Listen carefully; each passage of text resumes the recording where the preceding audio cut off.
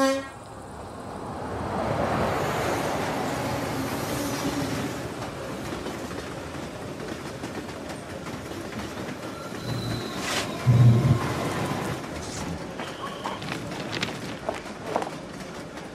този часовник служи вярно. Ще бъде 9 часа, 15 минути и 10 секунди. Вижте, ако имате някакъв проблем, обърнете се към тези, които са ви оставили часовник. Аз знам за какво ги правят такива циркове. Кажете колко пари искат. Не знам. Цанко, не можем да правим предаване само за часовници. Чувството, уважаеми зрители, каква истината и то не от кого и да е.